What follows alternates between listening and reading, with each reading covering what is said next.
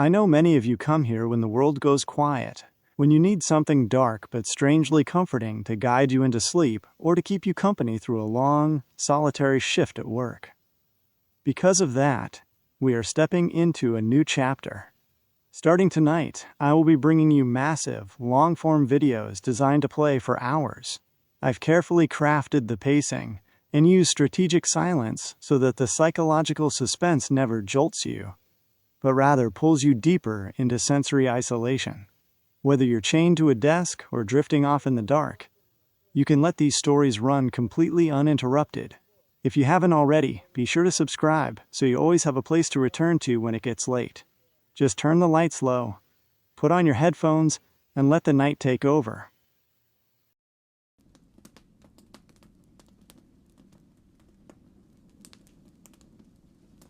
I have functioned as a wildlife biologist since my early 20s. I spent my formative years on an isolated agricultural property in rural Ohio. Because of this, the untamed wilderness has never felt foreign to me.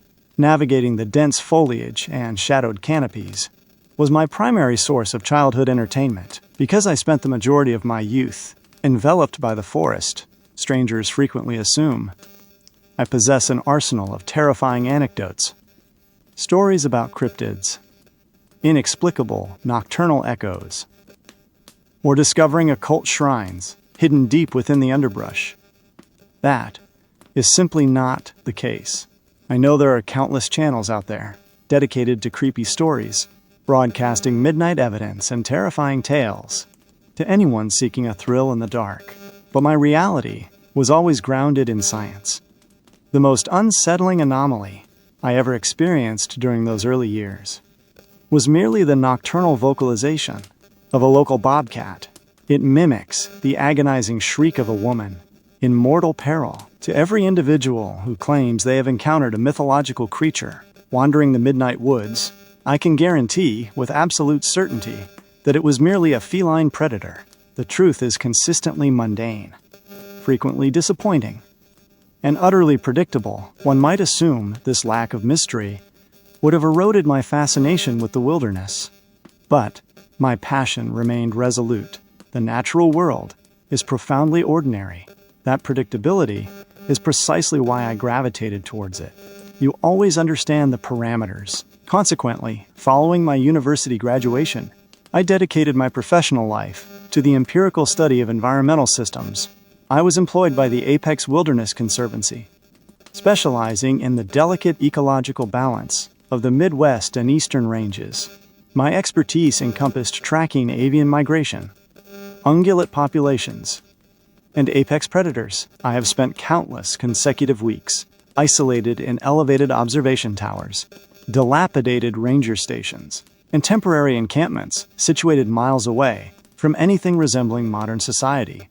My primary objectives involved cataloging local fauna, analyzing soil for industrial contaminants, and evaluating the overall stability of the region. The occupation lacked prestige, yet I found deep satisfaction in the solitude.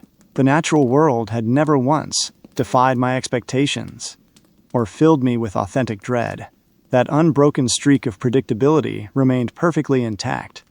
Right up until my final deployment, I received orders to inhabit a remote, isolated observation structure deep within the Appalachian Ridges. The operation was scheduled to span the entirety of May. The Apex Wilderness Conservancy had detected a gradual, unexplained reduction in the regional elk population over the preceding decade. The statistical drop was not immediately catastrophic, yet it represented a significant enough anomaly to warrant a formal investigation. My mandated responsibilities were standard: conduct a comprehensive biological census, monitor for environmental toxins, and document the reproductive success of the herd. These ensuing details are extracted directly from my personal logs, documenting a descent into absolute terror. Beginning with my initial arrival, I reached the designated coordinates just as the evening shadows began to stretch across the mountain face. In early May, the initial 48 hours passed without a single irregular incident. It appeared to be a standard deployment, indistinguishable from dozens of prior operations. The ambient acoustic environment of the timberland was perfectly normal. The stridulation of nocturnal insects, the distant calls of predatory birds, and the intermittent vocalizations of the ungulate population. May was specifically chosen for this assignment because it aligned with their primary breeding cycle. The animals are highly active during this period, actively seeking reproductive partners, which significantly expedites the counting process. Their biological imperative is entirely uncomplicated. The female projects a distinct vocalization across the valleys and waits for a dominant male to locate her. The dynamic is fundamentally based on proximity and speed. At least that is how the biological process is supposed to function. The atmosphere was saturated with reproductive vocalizations. Given the sheer volume of acoustic activity echoing through the timber, logic dictated that I should have been observing massive herds grazing in the clearings. Yet, as the sun descended on my second full day, I had not visually confirmed a single specimen. On the third evening, I lay rigidly on my cot, consumed by a pervasive sense of unease. An instinctual warning bell was ringing in my subconscious. Though my analytical mind could not pinpoint the source of the dread, I was hovering on the precipice of sleep when a sharp, resonant female call sliced through the absolute darkness outside my walls. I exhaled heavily in the dark. That marked the second occasion within a single hour that I had documented her specific vocal signature. I muttered a cynical remark to the empty room, questioning the whereabouts of the male population. In that precise instant, the horrifying mathematical reality of the situation crystallized in my mind. I propelled myself into a seated position, the blood draining from my extremities. For 3 consecutive nights, I had documented an incessant stream of female reproductive calls. Biologically, that volume of signaling should have summoned every dominant male within a 10-mile radius. These creatures are entirely lacking in subtlety. When a male finally locates a receptive female, the subsequent confrontation and mating process is aggressive, destructive, and deafeningly loud. The entire quadrant of the forest should have been shaking with the sounds of their convergence. I remained paralyzed on the edge of my cot, staring into the pitch-black void beyond the glass, paralyzed by a chilling deduction. There were undeniably massive males inhabiting these ridges. They possessed the auditory capacity to detect these signals. Therefore, after 3 agonizing nights of unrelenting solicitation, why was the forest devoid of the violent, thunderous sounds of the males arriving? As dawn broke on the third day, I ventured out onto the overgrown game trails, desperate to acquire tangible evidence of the missing population. The ensuing discovery systematically dismantled my understanding of the natural order. Approximately 400 meters down a descending ridge from my structure, I detected an anomaly. Positioned slightly off the main path, a massive, textured silhouette lay motionless amidst the dense undergrowth. A brief wave of relief washed over me. I assumed I had finally located a specimen. Resting during the midday heat, I retrieved my optical equipment to confirm the identification. The biological profile undeniably matched an adult elk. However, the fleeting relief evaporated instantly.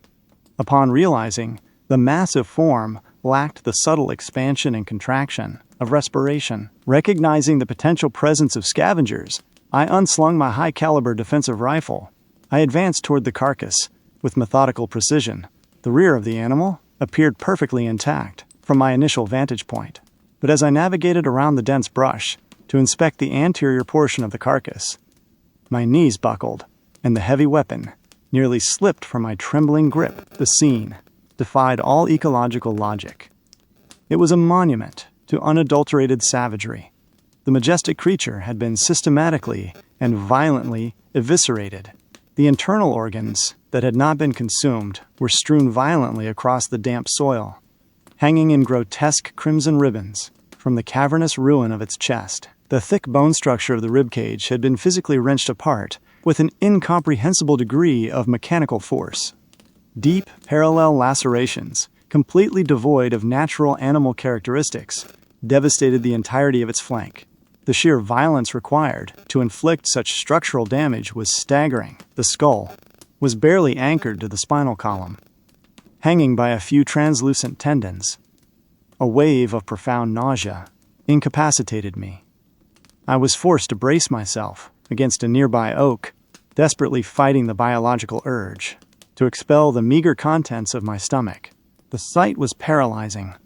For the first time in my professional existence, the wilderness had manifested a horror I could not categorize. My analytical mind fragmented as I attempted to process the impossibility of the scene. I was examining the mutilated remains of an apex bull in its prime. In life, this creature would have easily measured 9 feet in height. It was an unstoppable biological engine. There is absolutely no recognized predator on the North American continent possessing the physical mass or predatory capability to neutralize a healthy adult bull. Regardless of pack dynamics, even an adult grizzly would deliberately avoid a confrontation with a specimen of this magnitude. Furthermore, bears do not surgically dismantle their prey. I frantically searched my memory for a rational explanation. Perhaps the animal had succumbed to a neurological disease. Perhaps a predator had ambushed it during a state of deep unconsciousness. Yes, I desperately tried to convince myself that was the logical answer. It must have been incapacitated, but the sheer brutality of the execution destroyed that theory. The lacerations across the musculature were infinitely wider and deeper than any ursine appendage, and the shattered ribcage presented a physical impossibility. No terrestrial quadruped possesses the anatomical leverage or the physical geometry required to grasp and snap bone of that density. The execution of such trauma required a specific anatomical feature. It required the use of elongated arms. A paralyzing wave of ice flooded my veins. Was this the work of a human? Could a deranged individual have orchestrated this slaughter? But the motive was entirely absent. A poacher would have removed the pelt, or at the very least harvested the skull, for commercial or personal display. Was an unregistered psychopath roaming this isolated sector, mechanically dismembering megafauna for psychological gratification? Even if I forced myself to accept that deranged hypothesis, a human lacks the biological equipment to leave those massive parallel gouges in the flesh. Regardless of the perpetrator, my mandate required immediate documentation. I was dispatched to this sector to investigate population decline, and this atrocity was undeniably the primary catalyst. I mechanically retrieved my imaging equipment. Forcing myself to observe the mutilation through the sterile lens of the camera was a profound psychological torture. The final detail that shattered my composure was the expression frozen on the animal's face. The ocular cavities were wide, capturing an agonizing final moment of absolute, unadulterated terror. I adjusted the focus to capture a final, wide-angle image of the devastation. The precise millisecond the mechanical shutter engaged, my auditory cortex registered an external anomaly. It was a subtle, almost imperceptible acoustic disturbance, originating directly behind my position. The mechanical operation of the camera had nearly masked the sound entirely. I spun around with desperate velocity. The sound had been microscopic, but its origin was undeniable. It was the sharp fracture of dry wood. Under extreme pressure, my heavy camera swung wildly from my neck as I instantly abandoned it to grip the textured stock of my rifle. I internally berated my own catastrophic lack of situational awareness as I leveled the heavy barrel toward the dense foliage. The overwhelming visual horror of the carcass had completely blinded me to the most critical, immediate threat. The execution was agonizingly recent. The biological material showed absolutely zero indicators of cellular degradation. The kill had occurred within the last 12 hours. The entity responsible for this incomprehensible violence had not evacuated the sector. It was still occupying the immediate vicinity. Keeping the heavy weapon elevated and perfectly aligned with the origin of the disturbance, I initiated a slow, methodical retreat toward the overgrown path. The ensuing descent toward my base of operations was the singular most terrifying expedition of my entire existence. The towering timber enclosed me in a suffocating cage of shadows, reducing my visual range to absolute zero. Every microscopic shifting of leaves, every distant breeze, sent violent jolts of adrenaline through my nervous system. I never lowered the muzzle of my weapon. I refused to let more than a few agonizing seconds pass without violently scanning the perimeter behind me. I was completely consumed by the psychological reality of being hunted. I was reduced to the status of prey, navigating a terrifying void where the lethal strike could materialize from any vector. At any given millisecond, the suffocating dread only began to recede when the reinforced timber door of my structure finally closed, and the heavy iron deadbolt engaged with a metallic finality. The remainder of the daylight hours were spent trapped within the confines of the structure. Consumed by a paranoid paralysis, I compiled the digital evidence and transmitted the horrifying files directly to my administrative superiors. Bureaucratic protocol dictated a minimum response time of 48 hours. Until official reinforcements breached the perimeter, my strategy was entirely defensive. Any external investigation would be strictly confined to peak daylight hours. Heavily armed and meticulously calculated, darkness descended, marking my final scheduled night in the sector.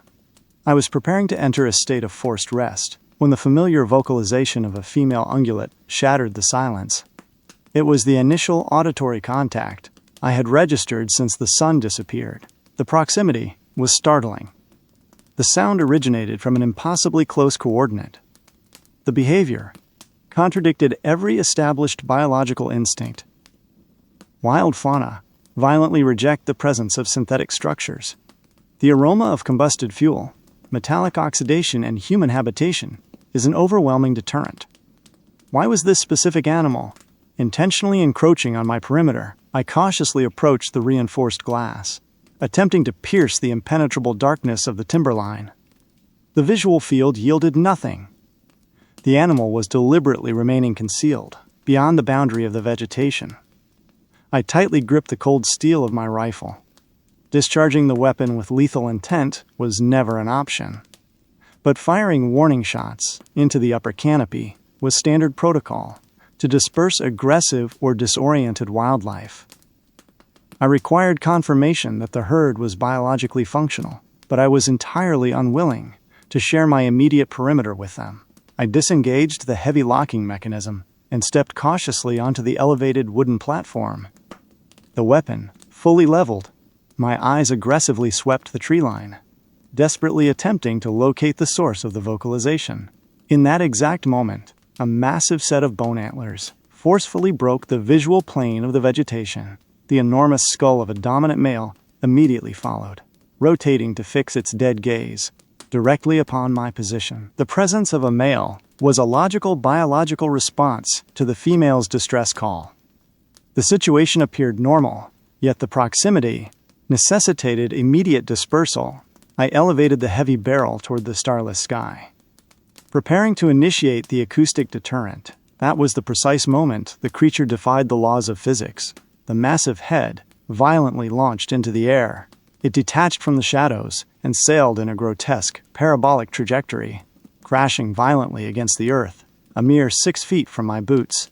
I was completely immobilized by an overwhelming wave of psychological shock, desperately attempting to rationalize the impossible geometry of the event. The horrifying reality crystallized instantly. An unseen entity possessed the incomprehensible physical strength to casually throw a detached 90-pound skull through the air like a discarded object. A warm, humiliating rush of pure terror washed over me. I violently realigned the weapon's sights upon the specific oak tree where the nightmare had originated. The weak illumination from my porch struggled to pierce the gloom. Was my mind entirely fracturing under the stress? Did my retinas actually register the impossible visual of massive, elongated digits pulling back into the shadows of the trunk? The paralysis was absolute. Survival dictated an immediate retreat into the structure. But turning my spine toward the darkness, or even releasing my grip on the weapon to operate the handle, felt like signing my own death warrant. After an eternity of suffocating hesitation, I forced the heavy stock tightly against my shoulder, my finger resting dangerously close to the firing mechanism. I blindly reached my offhand behind my back, desperately searching for the metallic hardware of the door, never once breaking visual contact with the tree line. The mechanical gods granted a single mercy. The door had not locked behind me. My trembling fingers manipulated the handle, violently pulling the heavy barrier open, before instantly snapping back to support the heavy barrel. I retreated backward, into the illuminated safety of the structure with desperate speed, violently slamming the wood shut and throwing the heavy deadbolt into position. I moved with frantic, terrified energy, systematically securing every single window in the structure, ripping the heavy shades downward to eliminate any visual access from the exterior. My weapon never left my hands. Approaching each pane of glass was an exercise in pure agony, a horrifying lottery where the prize might be the sight of an unspeakable nightmare staring back at me through the fragile barrier. The fact that the exterior remained visually empty was somehow infinitely worse. I abandoned the perimeter and lunged for the emergency satellite communication array. Punching in the designated frequency for the county law enforcement division, stationed at the base of the ridge. A wave of euphoric relief briefly pierced my panic when the connection initialized. I demanded immediate extraction. The dispatcher's voice was relaxed, casually inquiring about the nature of the disturbance. I screamed into the receiver, abandoning all professional decorum, stating that an unidentified hostile entity was actively terrorizing my perimeter. The dispatcher patronizingly suggested I was dealing with trespassing adolescents. I lost all control, violently explaining that human adolescents do not decapitate massive adult megafauna and hurl the severed remains at heavily armed personnel. In my state of absolute terror, my subconscious deliberately selected the term someone rather than something. I knew with absolute certainty that if I described the impossible anatomical reality of the situation, they would classify me as experiencing a severe psychological break and dispatch medical personnel instead of heavily armed officers. I desperately needed overwhelming firepower at my coordinates. The dispatcher demanded physical descriptions and weapon capabilities. I screamed that I had no visual confirmation, only the horrifying aftermath of the slaughter, and begged them to initiate the immediate deployment. The dispatcher finally registered the authentic, primal fear in my voice, ordering me to secure the perimeter and wait for the cavalry. I pleaded with the voice on the other end to remain connected, completely broken by the isolation. I needed human contact, even an electronic facsimile of it. The voice regretfully informed me that maintaining the connection would delay the dispatch of the primary assault team, ordering me to remain in absolute lockdown before the line abruptly terminated into a dead synthetic hum. I unleashed a stream of vitriol into the empty room. The absolute isolation had returned. Almost immediately, the deceptive female vocalization echoed through the darkness. The distance had closed completely. The sound originated directly outside the physical walls of the structure. I raised the heavy weapon. In that horrifying silence, a new acoustic nightmare commenced. While my attention was diverted by the communication array, I had neglected to monitor the front perimeter. A distinct rhythmic abrasion originated from the glass panel, situated precisely to the right of the primary entrance. My eyes widened in a state of terminal horror. A singular, elongated appendage, tipped with a massive, discolored talon, was systematically striking the extreme edge of the glass barrier. Only the singular talon was visible. The biological entity attached to the weapon was deliberately manipulating the angles to remain entirely concealed from my line of sight. The rhythmic striking ceased. Without warning, the heavy talon was violently dragged vertically downward across the fragile surface, disappearing from view and leaving a deep, ragged gouge in the glass. The high-pitched screech was absolute torture, but the acoustic assault did not terminate when the weapon left the window. I tracked the horrifying sound as it transitioned to the exterior walls.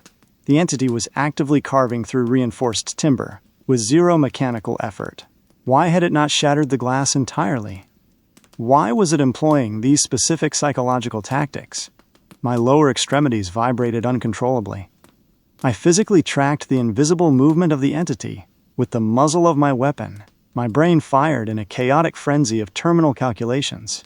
Could the structure withstand a direct kinetic assault? The estimated response time for law enforcement was 45 agonizing minutes. Could a tactical retreat to the motorized vehicle guarantee survival? The logic instantly collapsed. Whatever possessed the physical speed and devastating power to surgically dismantle a massive animal in seconds would effortlessly intercept me before the ignition sequence could even commence. A tiny fragment of analytical thought struggled against the overwhelming tide of panic. The sound of destruction was amplifying. The entity had effortlessly eviscerated an apex herbivore. My conventional weapon felt utterly pathetic against such a reality. The severed head on the porch. The realization slammed into me with physical force. I visualized the deep laceration across the cheek. It was the exact same biological specimen I had documented hours prior. The entity had intentionally relocated the massive skull. It had been physically present during my initial investigation. It had patiently observed my actions. And now, it had deployed the remains as a psychological weapon. Was it a territorial warning? An ultimatum to abandon the sector immediately? A sharp intake of oxygen burned my lungs. In my panicked state, I completely failed to register that the exterior destruction had ceased entirely. The perimeter was dead silent. My frantic gaze darted between the secured windows. Zero visual anomalies. Then, a massive structural impact reverberated. From directly above my cranium, the entire cabin shook. The entity had breached the roof. Its immense physical weight generated horrifying, heavy impacts as it navigated the shingles. Interspersed between the crushing footsteps were rapid, sequential strikes. The talons. It was systematically probing the structural integrity of the roof, hunting for a vulnerability, or worse, it was fully aware of my location and deliberately maximizing the psychological torture. Barely 3 minutes had elapsed since the distress transmission. Rescue was an eternity away. I remained frozen, paralyzed beneath the heavy footfalls. The initial wave of paralyzing shock began to recede, replaced by a desperate, instinctual drive for survival. I forced my hyperventilating lungs to stabilize. The entity had undoubtedly acquired my thermal or visual signature through the glass prior to ascending. It was currently positioned directly above the main living space. The architectural layout offered a single, heavily reinforced sanctuary, the interior sanitation facility, a room completely devoid of external windows. If the entity violently breached the primary structure, it would be forced to navigate the interior geometry and subsequently destroy a secondary reinforced door. That architectural obstacle might generate the precious seconds required for the armed response to arrive. But the creature possessed my exact acoustic coordinates. I needed to execute a tactical deception. I silently removed my heavy boots. Maintaining strict vertical alignment of my weapon, I forcefully kicked one of the heavy boots across the room, ensuring it impacted violently against the metal frame of the cot. The deception was flawlessly successful. The massive impacts on the roof immediately shifted, violently traversing the structure, until they halted precisely above the metallic collision. The entity was hunting via acoustic triangulation. I initiated a microscopic, agonizingly slow retreat toward the sanctuary room, dragging my feet across the floorboards to eliminate any acoustic signature. I silently prayed to a god I had long ignored that the hinges would remain silent. I manipulated the door, preparing to seal myself within the suffocating darkness. I was in the final stage of locking the mechanism, preparing to accept my fate within that tiny room, when a catastrophic screech of ripping wood tore through the night, immediately followed by an earth-shattering impact on the exterior soil. The entity had abandoned the elevated position. It had returned to the ground. The tactical shift was incomprehensible. Had it lost interest? Had it detected a more accessible biological target? I furiously suppressed the tiny ember of hope that it had abandoned the hunt. In that exact moment, a human woman screamed. I violently inhaled, clamping a hand over my own mouth to stifle my reaction. The logic was impossible. The sector was entirely quarantined. The presence of recreational hikers or campers was strictly prohibited and statistically zero. The agonizing vocalization violently ripped through the trees a second time. A desperate, prolonged cry for salvation. I crushed the grip of my weapon. Tears of pure, unadulterated shame hot against my face. I was trapped in a state of absolute cowardice. A sentient nightmare was actively hunting an innocent human being in the absolute darkness, and my only instinct was to cower in a windowless box, selfishly trading her agonizing death for the precious minutes I needed to survive. I do not possess the chronological awareness of how long I remained paralyzed. A third, infinitely more desperate vocalization shattered the silence. The raw, unfiltered agony in her voice transcended the barrier of my terror. The profound shame violently overpowered the paralysis. I adjusted my grip on the heavy weapon and stepped out of the sanctuary. I marched toward the primary exit, entirely prepared to intercept the nightmare. My tactical objective was simple: draw the aggression, provide the unidentified woman a microscopic window to escape. Perhaps law enforcement would locate her, even if my own survival was mathematically impossible. I extended my hand toward the metallic locking mechanism. In that split second, her final, agonizing death rattle echoed against the walls. The rescue operation was a failure. The entity had successfully intercepted its prey. My cowardice had directly resulted in her termination. A low, wet moan of absolute agony resonated from just beyond the heavy timber door. This was the final, brutal chapter of her existence. And I was standing inches away, protected by reinforced wood. She emitted another guttural sound, but the acoustic signature was suddenly wrong. The resonance was shifting. It was morphing into something entirely different. My eyes expanded as the absolute truth of the situation fundamentally rewired my understanding of reality. I violently retracted my hand from the metallic mechanism, as if it possessed a lethal voltage. The heavy deadbolt remained perfectly engaged. The wet moan originated from the darkness once more. The sound was unmistakable. It possessed zero characteristics of human agony or terror. It was a biologically impossible, distorted replication of an ungulate reproductive vocalization. I stumbled backward, completely untethered from reality. I whispered a vicious curse into the empty air, acknowledging the absolute brilliance of the deception. The horrifying realization locked into place. There was never a female elk in the sector. Biological mimicry is an established evolutionary mechanism utilized globally by countless organisms. This specific entity had evolved to weaponize the exact acoustic frequencies of female ungulates to lure massive, heavily armed males into the darkness. And I had personally investigated the horrifying aftermath of that successful strategy. The total absence of acoustic mating activity was completely logical. The females did not exist. There was only the ambush. And now, the entity was executing a modified version of the same lethal algorithm against a human target. I nearly collapsed from the sheer weight of the psychological terror. It had systematically evaluated my psychological profile, determining that the simulated distress of a female human would effectively override my survival instinct and draw me beyond the defensive perimeter. When the psychological manipulation failed to produce the desired result, the entity effortlessly reverted to its primary biological programming, the standard reproductive simulation. I locked the heavy sights of my weapon precisely on the center of the door. The sickening vocalizations continued, aggressively increasing in volume and intensity, simulating a grotesque climax. The visual imagery of the entity crouching in the darkness, its jaw unhinged, forcefully projecting this corrupted human frequency to drag me out and violently dismantle my skeletal structure, triggered violent waves of nausea. I transformed into a statue. I made a silent, unshakable vow that I would remain anchored to that exact coordinate until solar radiation illuminated the perimeter or heavily armed personnel breached the door. The absolute instant the entity compromised the structure, I would unleash the entire magazine. The exact duration of my paralysis remains unknown, lost within the echoes of that biological nightmare. Eventually, the horrific vocalizations slowly decayed into absolute silence. The perimeter was dead, until the rhythmic abrasion initiated once more, directly in the identical location. The singular, elongated talon, systematically tapping against the fractured glass. The acoustic torture multiplied.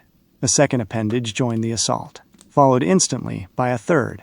They executed a chaotic drumbeat against the fragile barrier. With agonizing, calculated slowness, a dense mass of mottled, gray biological material breached the visual plane of the window. The universe ground to a halt. The entity revealed its complete facial structure. The visual was an atrocity against nature. The fundamental architecture resembled an oversized, heavily mutated sloth. But the lower mandible and nasal cavity were coated in thick, coagulated biological matter. The eyes were small, devoid of light, and locked in a terrifying forward-facing orientation, the undisputed mark of an apex predator. The auditory appendages were massive, heavily pointed, mimicking the echolocation arrays of nocturnal flying mammals.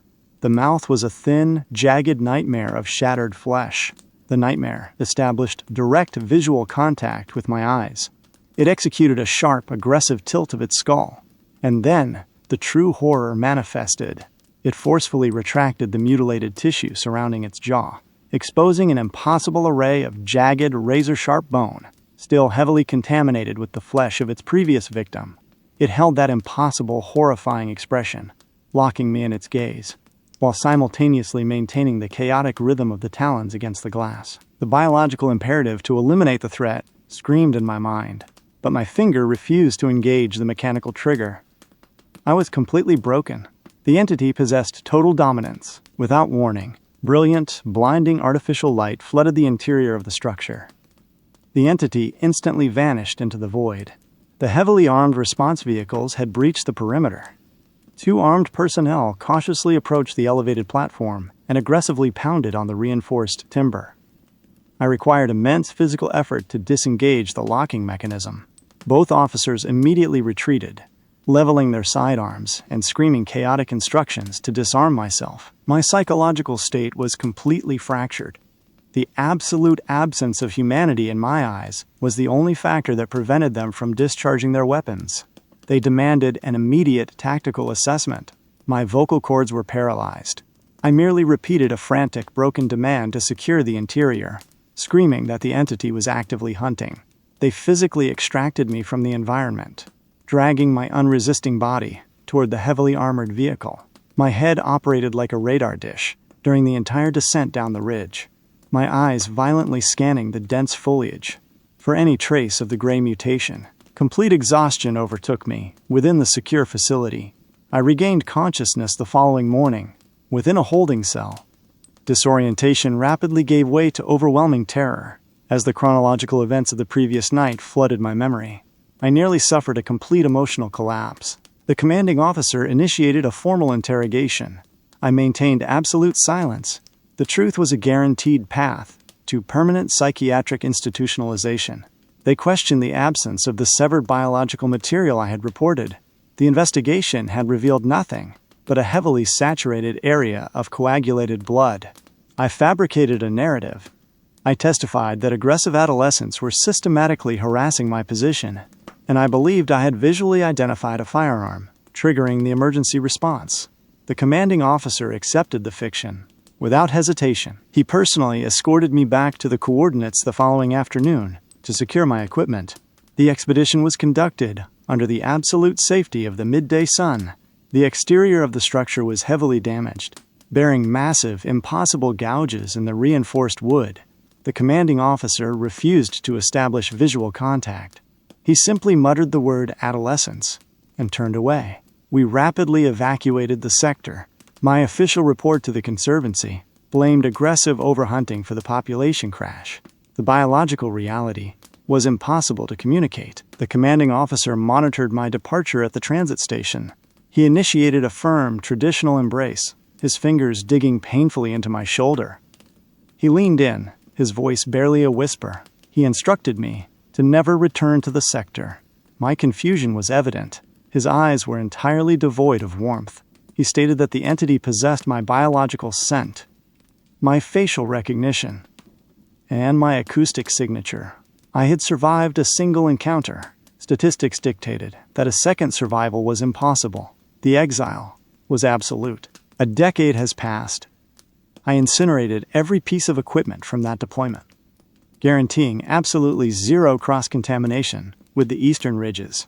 My geographical location remains permanently fixed, far away from the Appalachians. I passionately advise any individual seeking wilderness recreation to completely avoid the region. I have expended massive amounts of psychological energy attempting to purge the visual memory of that night. But the facial structure remains permanently burned into my cortex. The terrifying logic of its existence plagues my waking hours.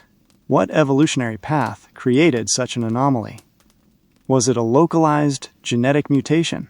The massive auditory arrays flawlessly explain the mimicry capabilities. The entity matured within that specific environment, mapping the acoustic signatures of the local fauna, eventually mastering the predatory deception. But the ultimate question paralyzes me. I stare into the dark and ask the universe, how did it possess the perfect acoustic signature of a terrified woman? The logical deduction is unspeakable. When exhaustion finally forces me into unconsciousness, the visions return. I observe innocent individuals clustered around a small, fragile fire in the absolute darkness. Suddenly, a desperate cry for salvation echoes from the dense trees, demanding they abandon the light. But the voice dragging them into the slaughter, the voice emitting from the darkness, is my own.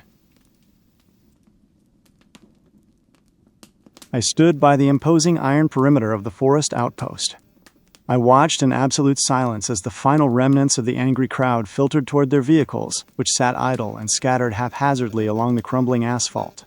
Hours ago, the gravel lot had overfilled, forcing the mob of people to abandon their cars wherever the dirt met the road. The fading warmth of the afternoon sun was a distant memory now, sinking rapidly behind the jagged, oppressive tree line. The daylight surrendered entirely to the encroaching chill of the evening. Those who remained lingering at the gates were the most zealous of the group. They shouted until their voices went hoarse. They demanded a public execution. Blood for blood. They reminded me of starved, rabid predators, catching the metallic scent of a fresh kill on the evening wind. Foaming at the mouth, clawing violently at the rusted chain-link fence. The final man to depart folded his tall frame into his dark vehicle. Before he turned the ignition, his eyes met mine. It was a cold, hollow glare that burned deep into my memory as his tires kicked up a cloud of dust, fading slowly down the winding mountain road. I released a heavy, ragged breath I did not know I was holding. I locked the heavy steel gates, the metallic clank echoing sharply through the empty, desolate lot. I completed the remainder of my evening rounds in absolute quiet, eager to leave the lengthening shadows behind me and lock my cabin door. I recognized the man who had just driven away. He was a grieving father. I remembered thinking it was deeply unsettling that he had come to the loud protests entirely alone that day. His daughter was the same young woman who, alongside her partner, had wandered far too deep into the restricted canopy exactly 1 month prior. That morning, they stood at my front desk, smiling brightly. They told me of their ambitious plans to capture the raw, untamed wildlife on film. I distinctly recall offering a lighthearted warning, urging them to rely entirely on their expensive camera lenses rather than approaching anything with sharp teeth or claws. The young man had a heavy, state-of-the-art camera slung carefully around his neck. Search and rescue eventually found that very same camera. It was submerged deeply in a shallow, dark puddle of blood, resting mere paces from what remained of their violently torn bodies. The recovery team eventually developed the damaged film. The initial images were innocent enough. Vibrant, colorful birds perched on ancient, moss-covered branches. Large, dark fish circling lazily in the deep basin at the rocky base of the weeping waterfall. The final sequence of photographs featured a secluded den of bear cubs. The young woman was kneeling in the damp dirt, reaching her hand out, her fingers resting gently on the dark fur of one of the infants. In the out-of-focus background of those final, tragic frames, something else was captured. A massive, looming silhouette shifting silently between the dense, ancient trunks. I was summoned to the local precinct to examine the grainy prints, explicitly requested to confirm the exact identity of the wild animal. Staring intently at the darkened shape, I told the authorities it was a highly protective mother bear. It was a simple, logical, rational explanation. They believed me. The entire grieving town believed me. A sudden, heavy rustling in the dense brush snapped me violently back to the present moment. The unmistakable sound of something impossibly large, shifting just beyond the reach of the dying sunlight. My eyes traced the jagged edge of the tree line. From the deep shadows, a massive wolf limped slowly out onto the exposed dirt. It stood unnaturally tall, its broad shoulders nearly level with my own chest. Beneath its matted, coarse coat, thick bands of muscle pulled tight and rippled with every agonizing, uneven step it took. For several long weeks, I had been secretly leaving heavy meat scraps for this creature. Its left hind leg was severely mangled, dragging uselessly in the dirt, entirely unable to bear the colossal, unnatural weight of the beast. Whenever I attempted to close the distance, aiming to inspect the rotting, festering wound, the wolf would pull back its lips. It would bare teeth entirely too large for its skull, emitting a low, vibrating hum that violently rattled the air trapped in my lungs. I tried again today. I took a slow, measured step forward. I was met with the exact same, suffocating, rumbling warning. Defeated, I tossed a heavy cut of raw venison onto the dirt between us. I stood entirely still, hoping desperately it would regain enough physical strength to hunt before its natural instincts deteriorated completely. Yet, deep down, I knew the awful truth. If I abandoned it, it would wither away, or perhaps become desperate enough to hunt something entirely different. Following the horrific, bloody fate of the young couple last month, this territory simply could not endure another tragedy. The creature snapped up the meat and melted silently back into the suffocating dark of the forest. The sun was fully gone now. It was time for me to seek the meager safety of my own four walls. I turned my gaze across the darkened gravel of the lot. My rusted pickup truck sat exactly where I left it, isolated in the center of what should have been an empty, silent expanse. However, parked deep in the far corner, obscured entirely by a thick patch of overgrown briar, sat an unfamiliar white sedan. The driver's seat was completely empty. No living person was anywhere in the vicinity. I muttered a harsh curse under my breath.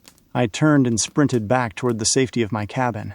I threw open the heavy wooden door and hastily packed a canvas bag with emergency supplies. A heavy flashlight, a comprehensive trauma kit, bottled water, high-calorie rations. I threw the strap securely over my shoulder and rushed back out into the cold, jogging along the dark, jagged edge of the forest, desperately scanning the ground for any physical indication of where the trespasser had entered the woods. Minutes bled into an agonizing, frantic search. Finally, I found it. A distinct, wide swath of violently flattened grass leading directly into the black jaws of the woods. I followed the fresh, undeniable trail. A thick, heavy branch had been violently torn from a nearby trunk and discarded haphazardly into the thick brush. A few paces beyond the splintered wood, deep, deliberate footprints were pressed firmly into the damp mud. Analyzing the sheer depth and spacing of the impressions, I knew instantly I was tracking someone of significant height and immense weight. The left boot plunged significantly deeper into the soil with every single stride. This indicated the man was hauling something incredibly heavy, balanced entirely on his left shoulder. A high-caliber hunting rifle, I deduced with a sudden, sinking dread. The absolute absence of natural light forced my pace into a crawling, agonizing march. I navigated solely by the narrow, trembling beam of my flashlight, terrified of missing a single, crucial clue. I prayed silently to whatever was listening that I would not hear the deafening, final crack of a gunshot echoing through the sleeping valley.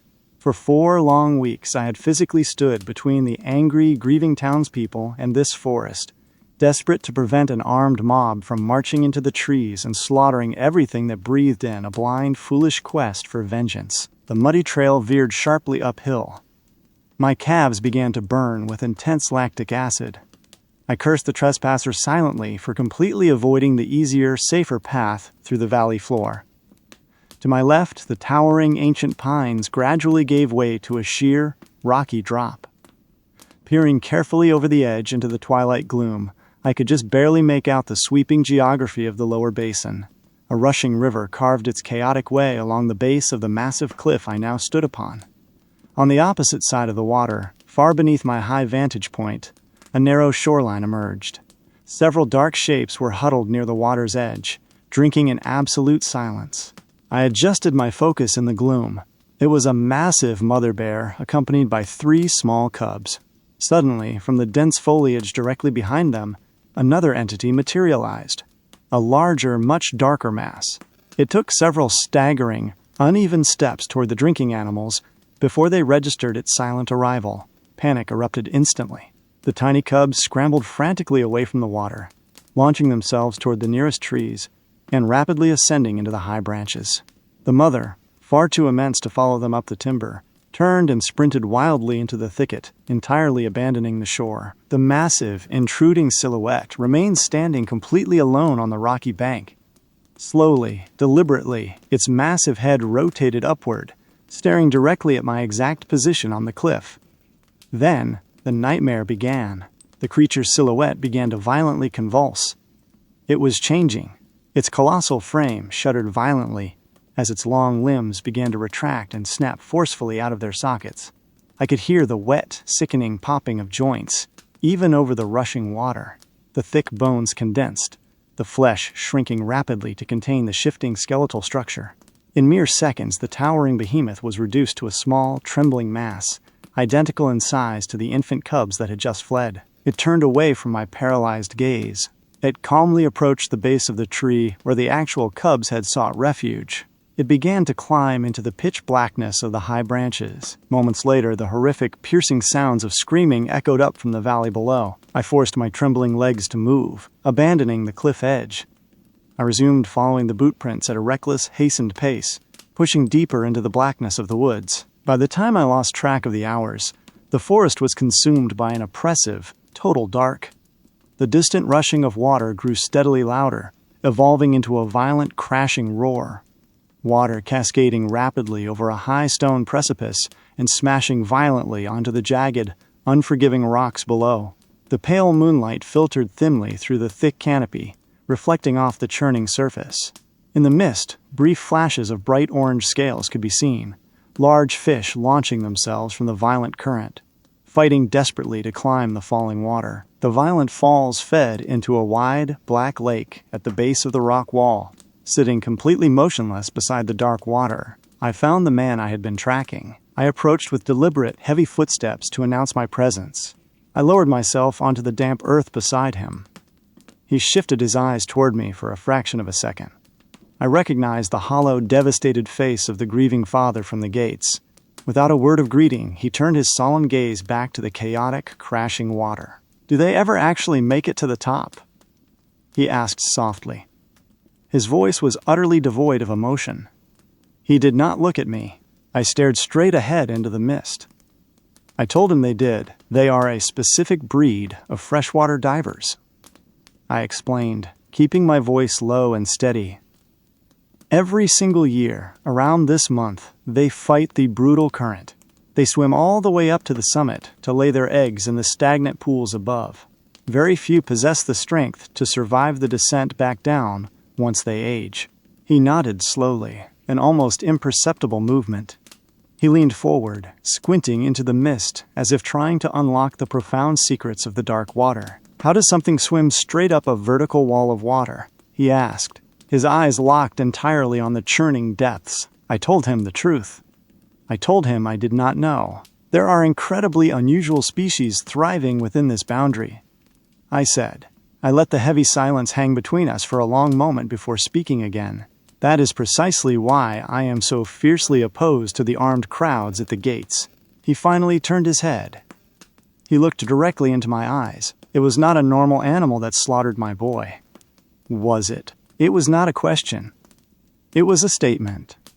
He possessed a far sharper intuition than I had anticipated. I offered no response.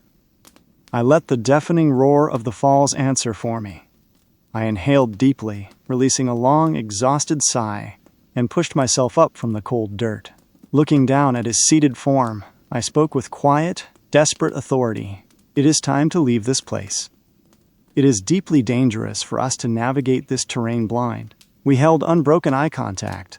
For a terrifying second, I believed he was going to raise the heavy weapon resting beside him and demand the terrible truth. Instead, the tension broke. He nodded his head once more, mimicking my heavy sigh, and climbed slowly to his feet. He reached down into the tall grass and hoisted the heavy scoped hunting rifle, slinging its thick strap over his left shoulder. He extended an open palm toward the dark tree line. "Lead the way." The descent was completely downhill, yet the journey was equally agonizing and painstakingly slow. The darkness felt thick, almost liquid. I frequently glanced over my shoulder, ensuring the barrel of the rifle remained pointed safely at the sky. A sudden, terrifying realization washed over me. Absolutely no one in the world knew I was out here with an armed, grieving man. As we navigated the dense brush, our entire universe was reduced to the narrow, trembling cone of light projected by my flashlight. The shadows outside the beam seemed to press inward, suffocating us. Once, I thought I caught the sudden, bright reflection of eyes hovering just beyond the perimeter of the light, vanishing as quickly as they appeared. Time lost its meaning. Eventually, the steep incline leveled out. We had reached the foot of the mountain. The dense cluster of trunks began to thin out, indicating we were less than a mile from the main entrance. I allowed myself a brief, foolish moment of relief, thinking I might actually escort him off the property alive. From the darkness directly behind me, the man's voice shattered the absolute silence. It was laced with raw, unfiltered panic. "What is that?" I froze instantly. My blood ran completely cold. I could not see anything out of the ordinary. I wildly swept the beam of light across the surrounding trunks, painting the rough bark in erratic flashes of bright white. "Do not take your light off of it," he screamed, his voice cracking with terror. "Look, right there. In the thicket to your right." I snapped my wrist, swinging the heavy flashlight to the right, dropping the beam extremely low to the forest floor. The light pierced the dense, tangled foliage. Deep within the center of the briar, something was crouched low to the earth. Matted, coarse brown hair was clearly visible between the sharp thorns. Then, I saw them. 2 eyes, devoid of any natural shine, staring directly back into the center of the bulb. Behind me, a heavy scuffle of boots on dirt broke the quiet. It was immediately followed by the distinct metallic click of the rifle's hammer being forcefully pulled back. "Put the gun down. It will not be enough to hurt it." The words echoed through the absolute stillness of the trees. My heart stopped beating. I had not spoken a single word. My mouth was firmly shut. The sound, the exact pitch, tone, and cadence of my own voice had originated directly from the crouched shape hiding within my spotlight. A blinding flash of muzzle fire erupted directly behind me. The deafening explosion of the high-caliber round temporarily erased all my senses. My ears screamed with a high-pitched ringing. The gunshot entirely masked the horrific, wet sound of splintering bone and tearing flesh that immediately followed it. My fingers went totally numb. The heavy flashlight slipped from my terrified grip, hitting the dirt and casting useless, distorted shadows into the canopy. I squeezed my eyes shut with terrifying force. I dropped to the earth, pulling my knees tight against my chest, making myself as small as physically possible. I began to whisper a single, desperate phrase to myself. As the man behind me began to shriek, a gurgling, wet begging for mercy, I only raised my voice louder to drown out the slaughter. "I work for the preservation. He is not permitted to harm me. I work for the preservation. He is not permitted to harm me. I work for the preservation. He is not permitted to harm me." Slowly, methodically, the horrific sounds behind me ceased. The forest fell into a suffocating, dead silence. The only remaining noise was the gentle rustle of wind through the high pines and the frantic, pathetic sound of my own voice murmuring the prayer into my knees. The soft, heavy crunch of dry leaves approached my huddled form. The deliberate, measured breaths of something massive exhaled into the cold air directly above me. Opening my eyes to mere slits, I saw the thick, matted legs of the wolf. Fresh, thick blood cascaded in a steady stream from its dark snout, pooling into the dirt mere inches from my trembling face. Deep within the cavernous throat of the towering animal, a bizarre, wet, gargling noise began to build. The hideous sound slowly shifted, vibrating, contorting itself until the syllables became completely legible. Within seconds, I was paralyzed, listening to a perfect replication of my own terrified voice repeating the exact mantra I had just been sobbing into the dark. "I work for the preservation. He is not permitted to harm me. I work for the preservation. He is not permitted to harm me. I work." The creature snapped its massive jaws completely open, then slammed them shut with the violent force of a steel trap. The violent motion flung hot, sticky droplets of blood directly across my pale cheeks. I screamed. I could not hold it in. The beast stared down at me. Then it laughed. The sound that ripped from its throat was my own laughter, a perfect, haunting echo of my own joy, weaponized into a living nightmare. It held my gaze for one final heartbeat. Then, it slowly turned its massive frame and walked casually away into the absolute blackness. I scrambled wildly to my feet the exact instant. It was several paces away. Every instinct, every firing neuron in my brain screamed at me to sprint toward the gates.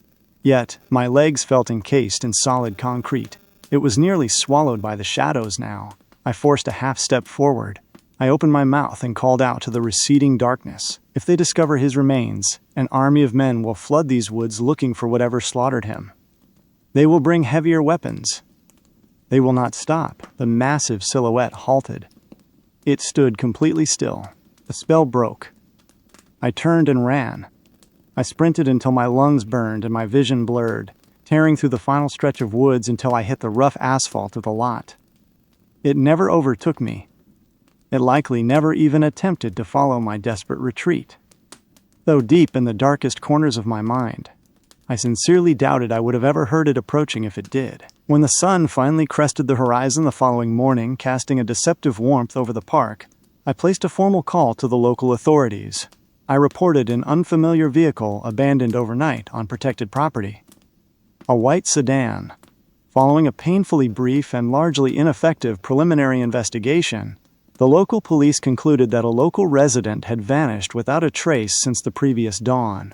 His final confirmed location was standing among the angry crowd of protesters, demanding justice outside the perimeter of the reserve.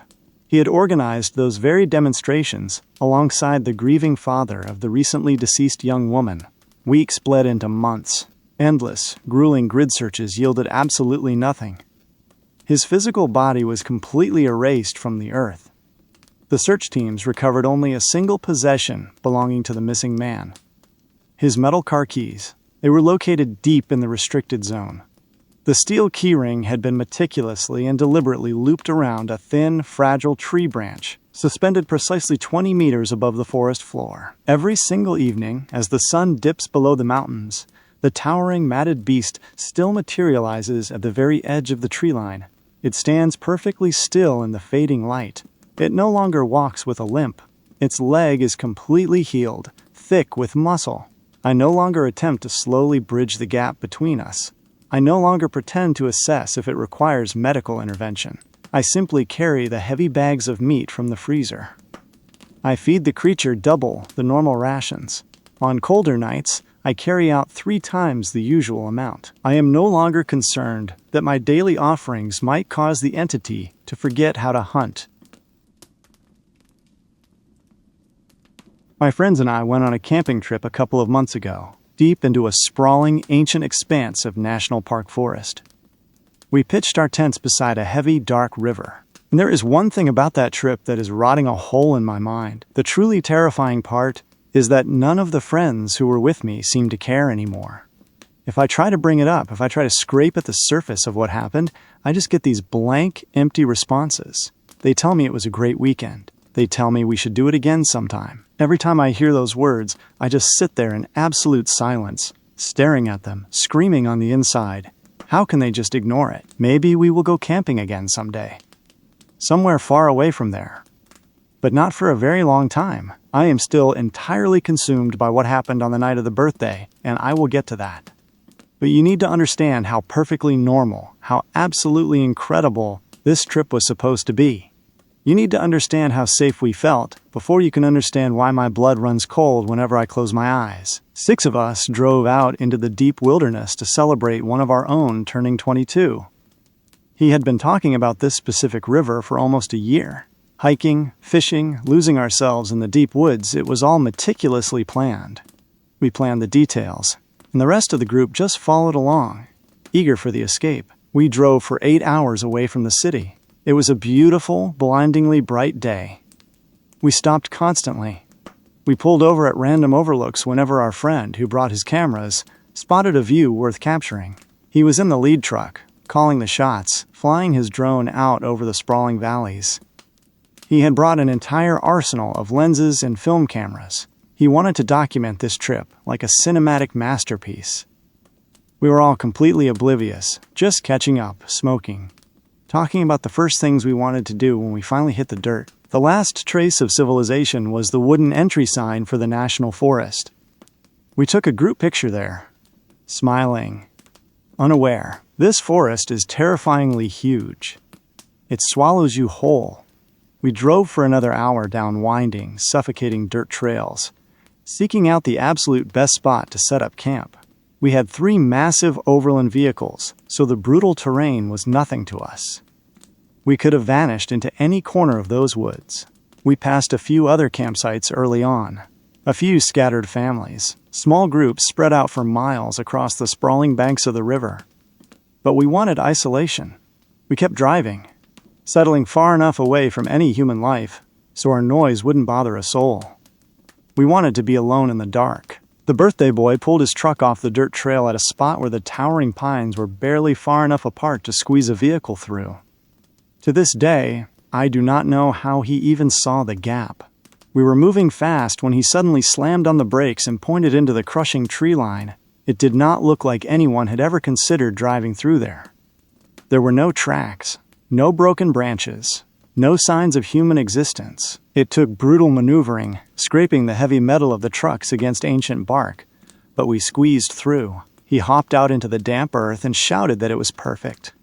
The photographer followed, walking backward through the dense brush, filming us as we blindly navigated our trucks into the hidden clearing. We parked in a crude, defensive semicircle. I grabbed cold beers from the cooler, and we walked down to the water. The river was perhaps 50 yards from where we parked, hidden just beyond a thick wall of trees. It was close enough that you could hear the constant, low rushing sound from the campsite. The water was incredibly wide, moving with a terrifying, steady force. It looked completely calm on the black surface, but you could feel the immense weight of it dragging along the muddy bottom. It was isolating. It was perfect. We spent the next few hours setting up our little sanctuary, music echoing from a massive speaker. We strung heavy lights across the vehicles, creating an artificial dome of safety against the encroaching woods. We pitched our tents on the far edge, completing a tight circle where we could huddle around a central fire pit. We built an entire outdoor kitchen, living areas with blow-up couches, heavy coolers, and folding tables. The girls hung strange, intricate tapestries from the lower branches, wrapping our perimeter in chaotic colors. It was a fortress. We were the only things alive in our own private universe. As the sun began to rot behind the tree line, the shadows grew impossibly long. We desperately needed firewood. The cook built a massive pit dead center of our circle, while the rest of us scavenged the dying light for dry branches. Once the fire was violently blazing, my girlfriend and I slipped away from the noise and walked down to the Black River. We were already several drinks deep, wandering aimlessly along the muddy bank, soaking in the absolute isolation. I remember stopping dead in my tracks. I realized I couldn't hear the music anymore. The river wasn't entirely deafening, and we really hadn't walked that far from the blazing fire, but the sound of our friends was just gone. Swallowed by the heavy, damp air, we stood there in the lingering silence, the dark water rushing past our boots.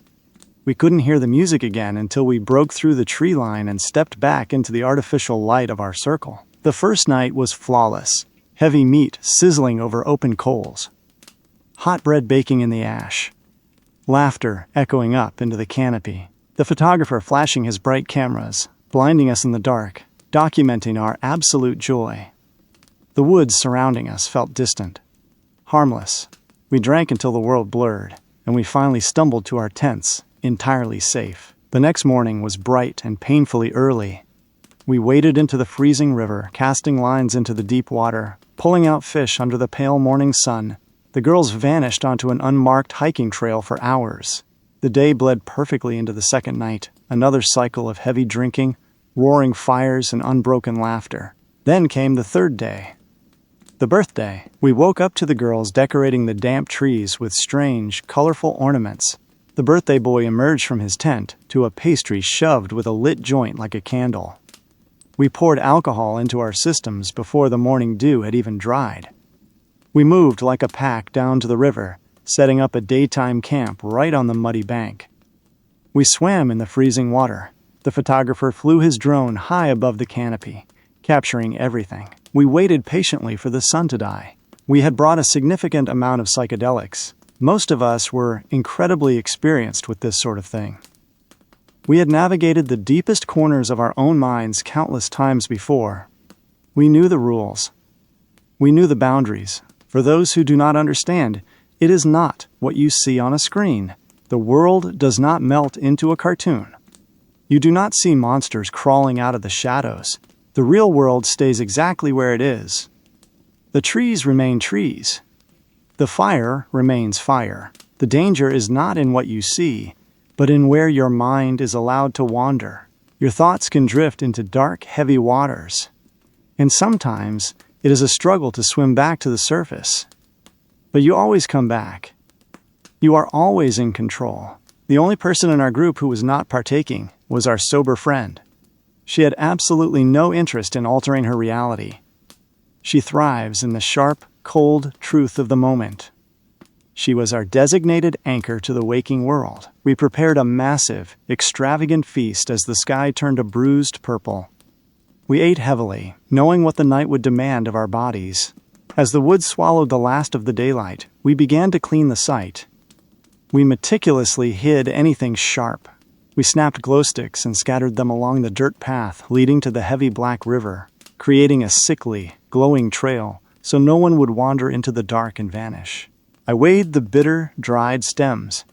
2 of the guys took massive, heroic doses right out of the bag, washing the earth down with warm alcohol. I carefully chopped the rest, melting it down into sweet chocolate, hiding the foul taste. I marked my girlfriend's dose so she could carefully manage her descent. The music shifted, a carefully curated playlist designed to guide us through the dark. The photographer packed away his expensive, fragile cameras, opting to only use an old Polaroid for the rest of the night. We swallowed our doses. We poured incredibly expensive, dark liquor into heavy glasses. We sat around the roaring fire, the flames licking at the black sky, and we waited for reality to shift. It started with the smiles, a permanent, unnatural stretching of the face. Then came the laughter, deep, gut-wrenching, uncontrollable waves of hysteria echoing off the surrounding trees. We were crying. Everything was profoundly, dangerously hilarious. The sober friend laughed right alongside us, infected by our manic energy. Then the vision shifted. The edges of the dark woods began to breathe. The shadows between the trees seemed to pulse with a slow, agonizing heartbeat. My peripheral vision stretched wide open, letting in too much of the dark. Someone suggested roasting marshmallows. It sounded like the most brilliant, world-altering idea ever conceived by human minds. We stumbled around the fire, thrusting sugar into the blazing heat. My girlfriend stared blankly into the flames as her marshmallow caught fire, completely mesmerized by the burning light, entirely disconnected from the moment. The music swelled. We stood up. We lost complete control of our bodies. We danced around that roaring fire like wild animals. There was no rhythm, no self-awareness. Just 6 bodies thrashing in the blinding light of the flames, surrounded by miles of absolute, suffocating darkness. The photographer began snapping Polaroids. Flash. A blinding white explosion tearing through the dark. Flash. Leaving bright, burning after-images floating in our vision. The hours began to lose their meaning. Time slipped away completely. The mental headspace I mentioned earlier began to pull at me. One moment I was entirely hyper-aware of the sickeningly sweet smell of the smoke, the exact pitch of the music, the feeling of the dirt under my boots. The next moment, my mind would detach, dropping into a deep, silent void, staring blankly into the tree line until a sudden burst of laughter violently ripped me back to reality. The birthday boy was entirely gone. He stumbled down the glowing path toward the pitch-black river and fell hard into the dirt. We collapsed laughing, dragging him back to his feet. We carried heavy blankets down to the muddy bank and collapsed on our backs, staring up at the crushing weight of the stars. The universe was bleeding across the sky. This is the moment where the silence finally took over. We all stopped speaking. We all retreated into our own heavily altered minds. The sober friend grew tired. She quietly announced she was walking back up the glowing path to the campsite to make coffee. She asked us if we wanted the tequila. She vanished into the dark woods. It felt like an absolute eternity passed before she finally returned. She handed over the heavy glass bottle, quietly stating she was done for the night. We eventually dragged our heavy bodies back up to the dying fire. We threw more wood onto the glowing coals. The sober friend couldn't keep her eyes open. She hugged us all, her voice soft and grounded, wished the birthday boy one last happy birthday, and retreated into the dark nylon of her tent. I distinctly remember asking her the time as she zipped the fabric shut. She said it was exactly 12:30. The night was still young. I was entirely detached from reality, completely intoxicated by the heavy liquor and the drugs. And I know how that sounds. I know it sounds like the perfect excuse, but there is a massive difference between having a hazy memory and having entire hours of your existence wiped completely clean from your brain. I remember the cold gray light of the sun creeping over the trees. I remember the exhaustion setting into my bones. I remember crawling into my tent with my girlfriend. You do not simply black out the hours before that. You do not just lose a massive chunk of time. And even if my mind had completely fractured, what are the mathematical chances that every single one of us lost the exact same hours? When I finally woke up, my head was splitting. The air was freezing. I unzipped my tent and crawled out into the pale morning light. The birthday boy was the only one awake. He was sitting at the wooden table, the dead fire pit smoking softly behind him. He was holding the thick stack of Polaroids from the night before. He was laughing his usual, overly loud laugh. I staggered over to the tree line, relieved myself, grabbed a warm, leftover beer from a table, and slumped down onto the bench next to him. My brain felt like bruised meat. He looked at me, a wide grin on his tired face, and said something about how completely destroyed we must have been.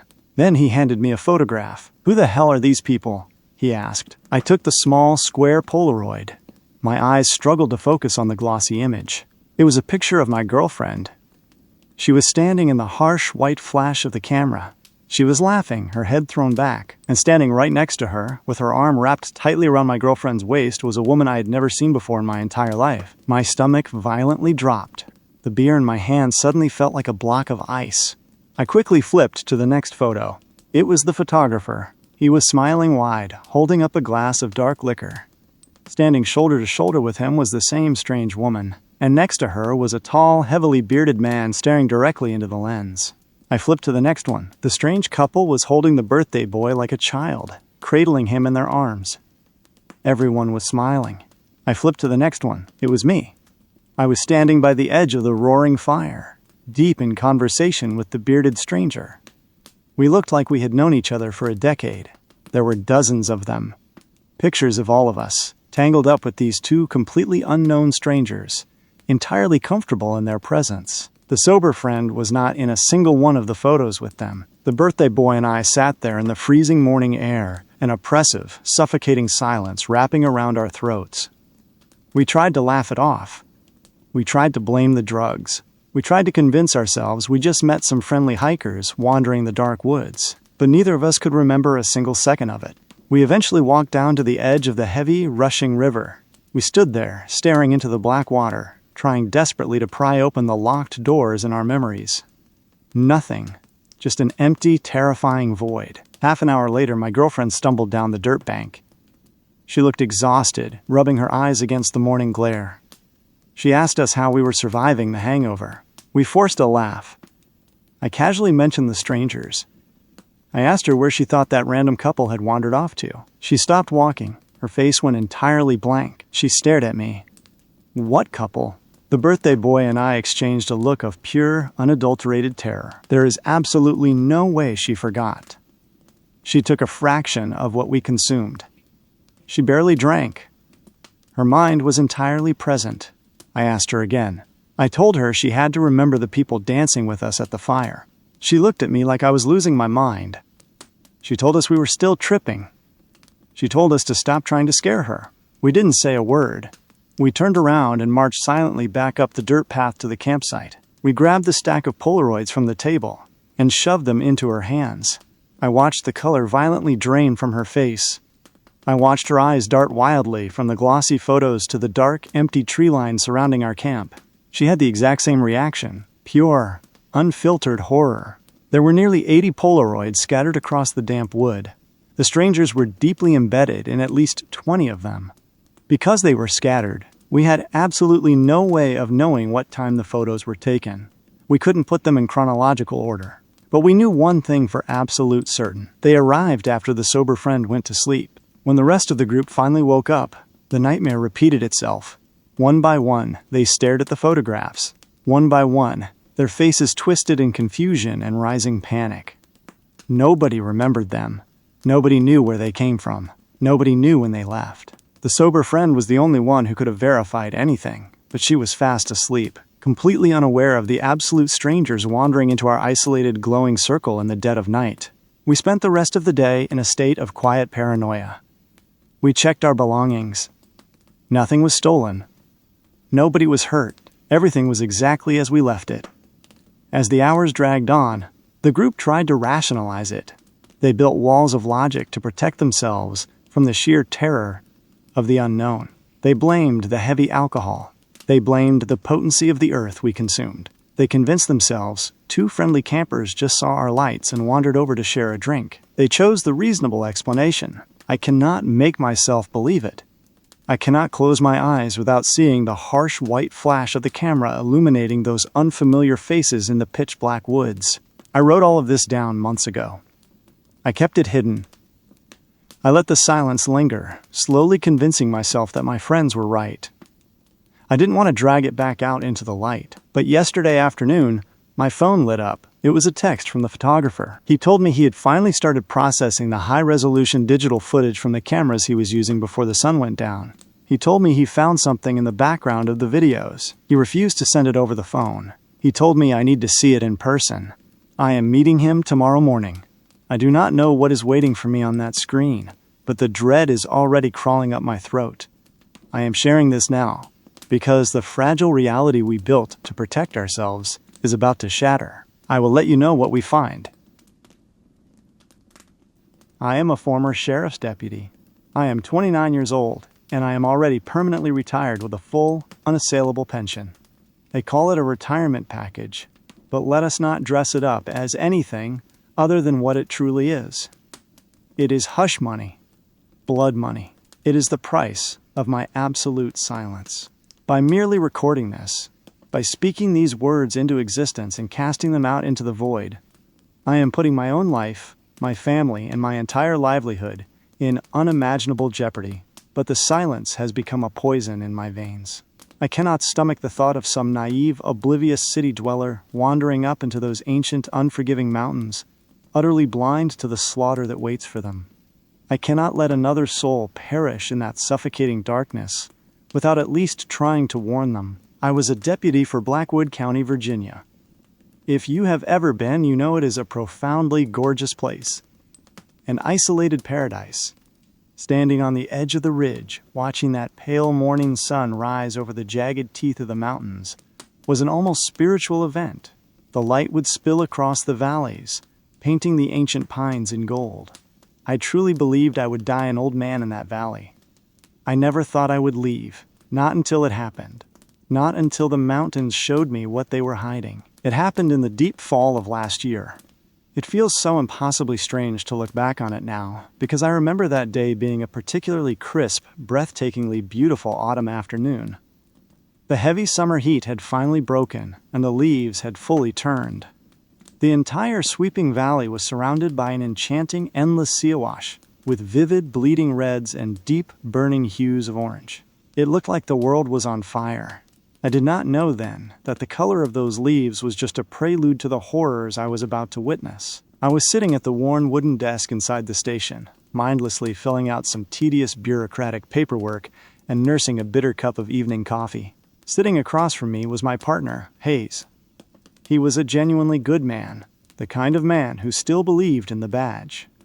He was new in town, having just moved his young family up from the sprawling concrete of Richmond, looking for a quieter, safer life. I took him under my wing the moment he arrived. He was the kind of deputy who would eagerly stick his neck out for you, without a second thought. He never minded putting in the extra, grueling hours so you could slip out early to see your family. In the short time I knew him, he became the closest thing I had to a brother. He was my best friend. Around 7 in the evening, as the sun began to dip below the tree line and cast long, skeletal shadows across the station floor, the radio cracked to life. We got a call for a 1:30. That is our code for a dead body. The location was far up the mountain, deep off the main trails, near an isolated campsite. Honestly, a call like that is not particularly surprising. Blackwood County is vast, wild, and incredibly well known for its dense population of black bears and aggressive bobcats. It typically happened once or twice every single year. Some hotshot, arrogant out-of-towner would hike in with 10 grand worth of pristine, top-of-the-line camping equipment, completely oblivious to the reality of the wilderness, and end up getting brutally mauled by a starving predator while trying to cook a steak over an open fire. We assumed this was just another tragic, foolish accident. The drive up the winding mountain roads felt longer than usual. The deeper we drove into the dense canopy of the forest, the faster the remaining daylight seemed to vanish. The trees grew impossibly thick, their twisted branches knitting together overhead to form a suffocating, impenetrable roof that choked out the dusk. By the time we parked the cruiser and began the hike to the coordinates, the temperature had plummeted, and a biting, unnatural cold had settled into the air. When we finally broke through the dense brush and stepped into the clearing of the campsite, I am profoundly embarrassed to admit that my very first, fleeting thought was to give whoever pitched the tent a tiny sliver of credit. They had chosen an absolutely amazing spot, perched on a sheer drop with a commanding, unobstructed view over the entire darkened valley below. But then, the smell hit me. It was thick, metallic, and sickeningly sweet. The heavy, unmistakable stench of copper and voided bowels. And then, through the dimming light, I saw them. There was not just one body. There were 5. The victims were an adult man, an adult female, and 3 little girls. The man was propped up, slumped heavily against the thick, gnarled trunk of an old tree just a few feet from their shredded tent. I approached him with my flashlight raised, my hand trembling slightly. His head was so completely, violently slashed to hell that it barely resembled anything human anymore.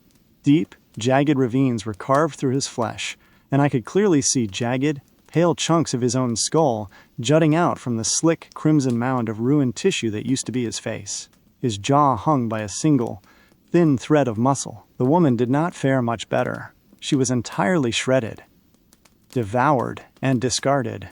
Her mangled torso and severed head rested about 3 feet from the collapsed remains of the tent. A few yards away, tossed carelessly into the tall, damp grass like garbage, was a jumbled, horrific pile of bloody mush and fractured bone that I could only sickeningly deduce was once her legs. The ground beneath them was entirely saturated, turning the dirt into a thick, sticky red mud. It was without a doubt the most sickening, vile thing I had ever witnessed, and easily the hardest part of the job I had ever faced. But my mind, desperately trying to cling to any rational explanation, still tried to blame a pack of rabid animals. I did not realize this was something else entirely. Something infinitely worse. Not until we found the little girls. They were located about 100 yards away from the main camp, down a steep, treacherous slope of the mountain, hidden amongst a cluster of massive, ancient boulders. We followed the dragged trails of blood to find them. They were stacked. Well, what was left of them was stacked. Their small, broken bodies had been meticulously, almost lovingly arranged and stacked perfectly on top of a flat, altar-like rock jutting out from the side of the slope. It was not the chaotic frenzy of a hungry animal. It was deliberate. It was ceremonial. Their internal organs and violently dismembered limbs had been used to paint the massive boulder, smeared across the gray stone in thick, still-drying streaks of crimson. The sheer malice of the display broke something deep inside my mind. I could not process the evil required to do such a thing. Deputy Lawson, the officer who had supposedly found the scene and made the initial radio call to dispatch, was nowhere to be found. His cruiser was parked a mile down the trail, but there was no sign of him at the camp. It was getting genuinely dark now. Not just the absence of light, but a heavy, physical, suffocating darkness that completely swallows you whole, presses against your chest, and refuses to let you breathe. The silence of the forest was deafening. No crickets, no wind, nothing. A terrible, icy realization washed over me. Whatever, or whoever, had committed this atrocity had not left. It was still out here in the pitch-black woods with us. I turned to Hayes, my voice trembling, and told him we needed to leave immediately. We needed to get back to the truck, lock the doors, and call in heavily armed backup and a massive rescue team to sweep the woods for Lawson. We had our weapons drawn as we began the steep, agonizing climb back up the slope toward the campsite and the trail beyond. My heart was hammering violently against my ribs. Every snapping twig sounded like a gunshot. As Hayes and I crested the hill and started back up the steepest part of the incline, I saw it. Sitting perfectly still on the thick, drooping branch of an ancient, rotting oak tree just a few yards above him was a woman. At least my desperate, terrified brain initially tried to register it as a woman. But it was not. Her skin was an awful, necrotic gray, stretched impossibly tight over her skeletal frame like dried parchment. It looked cold, dead, and utterly devoid of any blood or life. Her eyes were vacant, pitch-black voids, and stretched across her face was a wide, sickeningly sinister, crooked smile that revealed rows of jagged, yellowed things that barely passed for teeth. Before I could even open my mouth to shout a warning, before my brain could send the signal to my vocal cords to scream, she moved. She did not fall or jump. She flowed off that branch with terrifying, impossible speed. She pounced downward, dropping directly onto Hayes. She landed on him savagely, releasing an ear-piercing, unearthly screech that rattled the very bones inside my body. She began to slash at him with absolute, unhinged ferocity. Her hands were wrong. They ended in long, hardened, bone-like talons that forked unnaturally from her fingers, slicing through his thick uniform jacket and the Kevlar vest beneath it like it was wet tissue paper. I instantly snapped out of my paralysis. I raised my heavy service pistol, leveled the sights on her gray mass, and squeezed the trigger. The deafening cracks of the gunfire shattered the silence of the mountain. I fired 8 times in rapid succession, a tight, perfectly aimed cluster directly into her side and ribcage. I saw the impacts. I saw her flesh ripple from the force of the hollow point rounds. She did not care. She did not even flinch.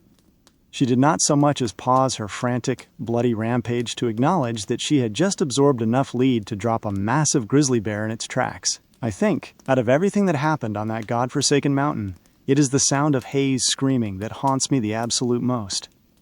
His agonizing, whimpered howls tore through the night air. They did not sound human. They reminded me of a desperate, terrified coyote caught tightly in the jagged steel teeth of a bear trap.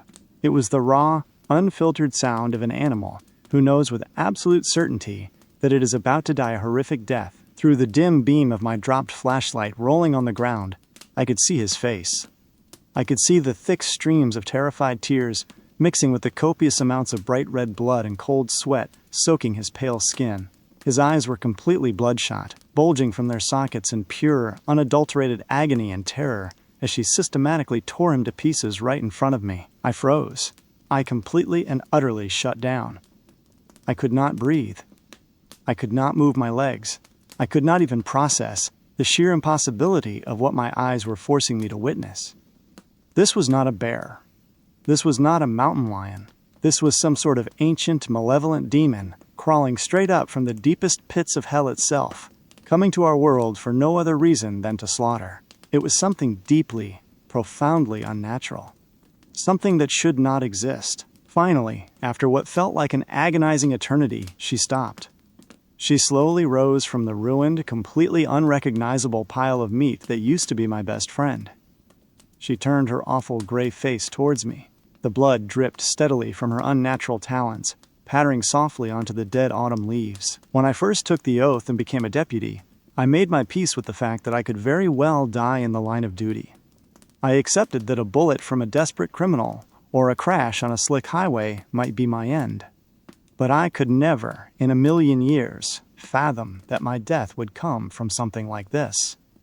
Something from a nightmare. I am deeply, intensely ashamed to admit what I did next.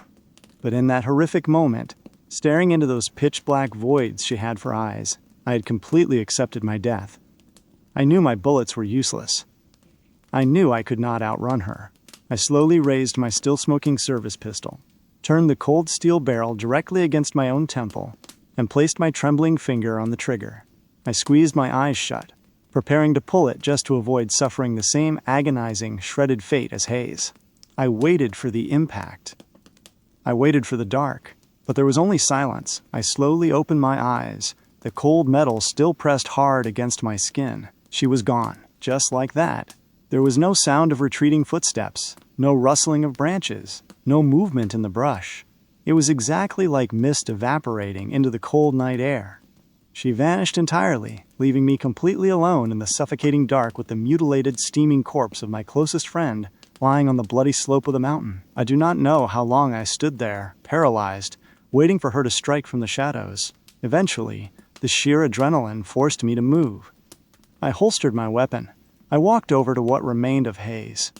I gathered his heavy, bloodied carcass into my arms, the slick warmth of his blood soaking entirely through my uniform and sticking to my skin. I carried him all the agonizing way back up the mountain, stumbling through the dark, crying hysterically until I finally reached the truck. All I could see, playing over and over again on an endless, terrifying loop in my head, was that scene. The Talon slicing his throat, his bulging eyes, her twisted smile. It is permanently, violently seared into the very fabric of my mind. It is branded onto my soul. When I finally reached the radio in the cruiser and called out for emergency backup, what arrived was not the sheriff. It was not the local paramedics or the county rescue squad. Within 30 minutes, several massive, unmarked, matte black vans silently rolled up the mountain trail. They were completely filled with stern, unidentified men wearing immaculate dark suits and carrying heavy weaponry. They did not ask me what happened. They did not seem surprised by the gore. They simply took over. I was taken into a sterile room the next morning. I was calmly, but firmly told to quit my job immediately. I was told to pack my belongings, move as far away from the county as possible, and to absolutely never, under any circumstances, speak a single word of what I had seen on that mountain to anyone. In exchange for my complete and total silence, I would receive a massive, unprecedented retirement package deposited quietly into my accounts. I was terrified. I was broken. I took the deal. I ran, but running does not erase the memories. I do not know why she chose not to kill me. Out of everything, that is the single detail that tortures me the absolute most. It haunts my every waking second. Why let me live? Was it a message? Was I just not worth the effort? I cannot sleep anymore. Every time I close my eyes, I am back in that freezing forest. I cannot eat. I have lost 30 pounds.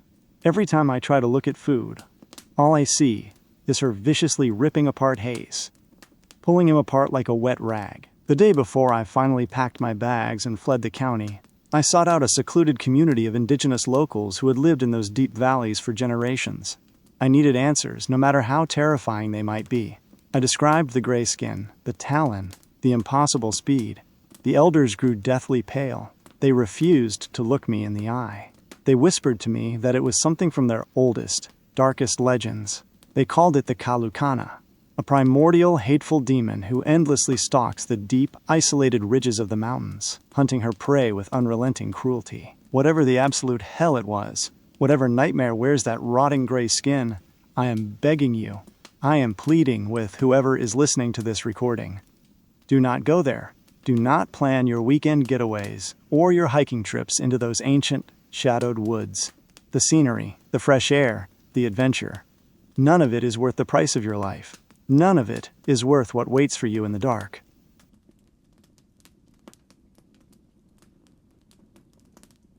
I originated from a deeply isolated rural town buried within the expansive borders of the United States. It was a place existing in a state where hidden congregations and secretive doctrines were simply a commonplace reality.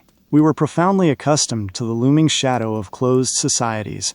It was an unspoken truth woven into the very fabric of our quiet existence. However, the abstract concept of these groups remained a distant, chilling thought. It remained entirely intangible until the definitive year I turned 15. That was the year the abstract horror solidified into my first tangible waking nightmare. A reality I could no longer ignore or deny. My constant companion during those formative years, a childhood shadow whose identity must remain entirely unsaid, was a deeply peculiar presence. Throughout the entirety of our shared existence, I had never once laid eyes upon the faces of his guardians. Every innocent inquiry, every attempt to cross the threshold of his residence, was immediately deflected. He would offer hollow, deeply unconvincing excuses conjured desperately on the spot. They were perpetually resting. They were absent from the premises. The rationalizations were flimsy, transparent veils over a hidden life. Then, precisely when I was around the age of 12, my companion simply ceased to materialize.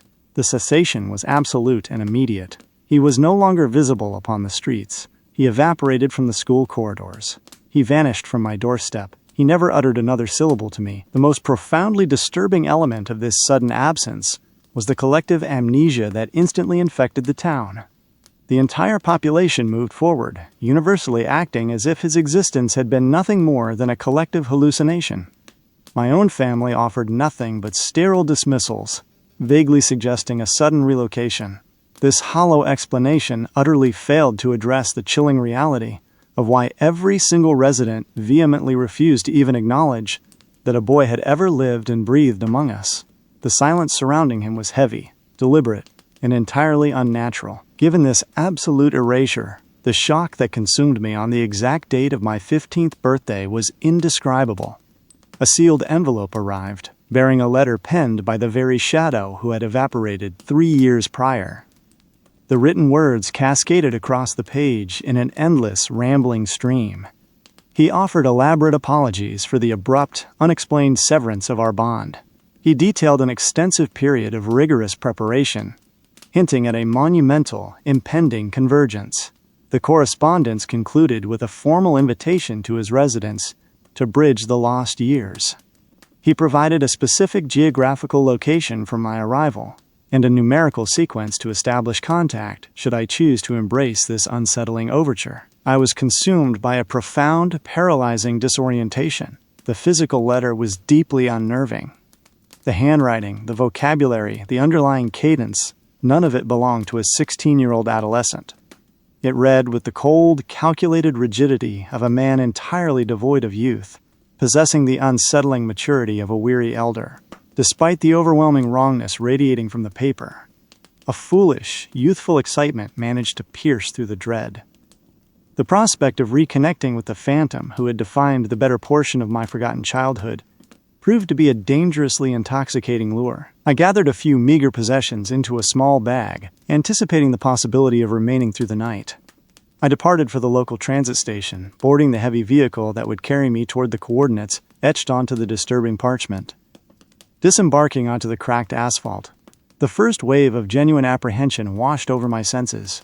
Consulting the geographical layout, the path dictated by the coordinates led directly toward an ancient, crumbling pathway swallowed by total desolation. I attempted to rationalize the isolation, convincing myself that absolute emptiness was the defining characteristic of our entire region. I initiated contact through the numerical sequence provided. The response was immediate, chillingly instantaneous. The digital text instructed me to proceed on foot, to venture deeper down the forgotten trail until a specific wooden structure materialized. A sharp flare of irritation ignited within me. The daylight was rapidly hemorrhaging from the sky, casting long, skeletal shadows across the dying earth. I had not prepared for an extended navigation through the encroaching wilderness. Yet, driven by a desperate, clinging hope of salvaging a lost connection, and burning with a myriad of unanswered questions regarding his missing years, I forced my legs to carry me deeper into the gloom, the passage of time distorted, stretching into a painful eternity. Finally, after an agonizing duration, the structure revealed itself. It was a monument to absolute decay, an abandoned, suffocating, rotting husk of a shack. The glass panes were entirely shattered, leaving dark, jagged voids. The structural beams of the roof were violently collapsing inward under the weight of neglect. The front entrance hung open, swaying with a heavy, deliberate motion in the stagnant air, presenting an eerie, voiceless invitation to step into the abyss. Suddenly, the silence was shattered by the cold vibration of my device. A single, isolated word glowed against the darkening landscape. Enter. That singular command sent a profound, glacial tremor down the length of my spine. The illusion of a friendly reunion dissolved instantly, replaced by a suffocating, deeply sinister reality. I forced my gaze upward, peering into the shadowed maw of the ruins. Framed within the darkness stood a solitary silhouette. The entity was draped in an abomination of nature. Resting upon the shoulders was the decaying, severed head of a massive woodland beast. Tremendous, branching antlers extended outward from the skull, violently scraping the edges of the rotting frame. Suspended from the bone were tiny, metallic ornaments catching the failing light. Panic forced me to pivot. Emerging from the dense, suffocating tree line was a massive procession. A large, synchronized congregation of figures, advancing with silent, predatory intent. I violently snapped my attention back to the decaying structure. The masked entity had closed the distance, standing a mere handful of paces away. The stench assaulted my senses long before my eyes could fully process the nightmare. A thick, suffocating cloud of ancient rot and metallic copper enveloped me. The entity was now entirely visible. It was a woman beneath the hollow, fly-blown eyes of the severed carcass. Resting heavily against her chest was a large, tarnished golden medallion. It bore a heavy cross, intricately surrounded by ancient elemental representations of earth, flame, fluid, and wind, crowned by a trio of celestial markers. She was cloaked in a heavy, soil-stained robe, bound tightly at the waist by a vibrant crimson cord, identical metallic ornaments hanging heavily from the fabric. A raw, primal sound of pure terror tore from my throat. I desperately scrambled backward, retreating from the encroaching horror, throwing myself blindly toward the most immediate sanctuary I could perceive. A massive, decaying agricultural structure looming ominously behind the ruined shack. I threw my entire weight against the heavy wooden barriers of the outbuilding, sealing myself within the suffocating darkness.